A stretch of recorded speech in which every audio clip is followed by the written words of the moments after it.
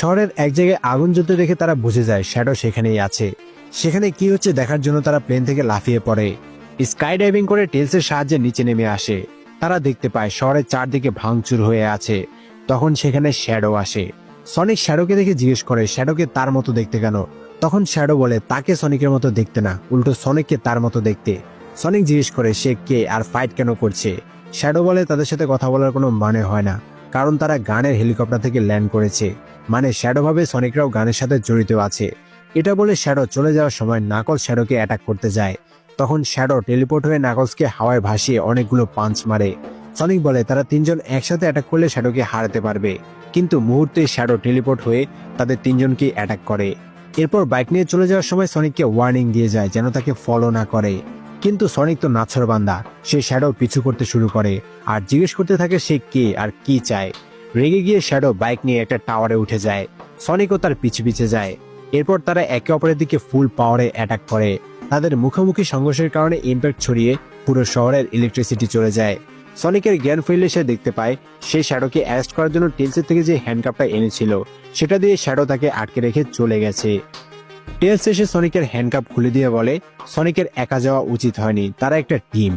এরপর তারা তিনজন গানের কমান্ডার ওয়াল্টার্সের কাছে এসব কি হচ্ছে জানার জন্য দেখা করতে যায়। কমান্ডার ওয়াল্টার জানায় শ্যাডোর স্টোরি অনেকটা সনিকের মতোই শুরু হয়েছিল। সনিক একটা ফ্যামিলিয়ার ফ্রেন্ডস পেল, শ্যাডো শুধু একাকিত্ব আর কষ্ট পেয়েছে। এই কাহিনী শুরু হয়েছিল 50 বছর আগে, যখন ওকলাহোমাতে একটা উল্কাপিণ্ড এসে পড়েছিল।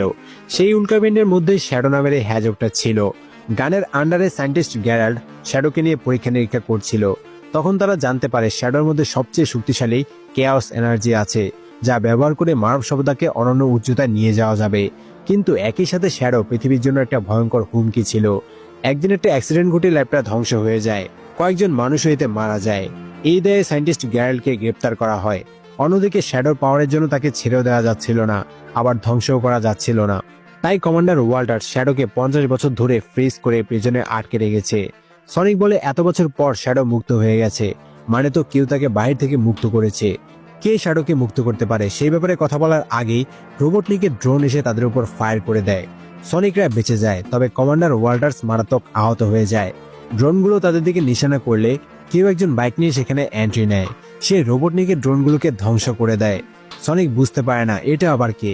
এরপর আবার সে বের হয়ে চলে যায়। সনিক দ্রুত গিয়ে কমান্ডারকে উদ্ধার করে। কমান্ডার বুঝতে পারে সে মারা যেতে চলেছে, তাই সনিককে একটা চাবি দেয়। সনিক জিজ্ঞেস করে এটা কি। কমান্ডার বলে এটা হচ্ছে গানের এই যাবৎকালে তৈরি সবচেয়ে পাওয়ারফুল ওয়েপনের চাবি। সে এখন সনিককে ছাড়া আর কাউকে বিশ্বাস করে না। এটা বলেই কমান্ডার ওয়াল্টার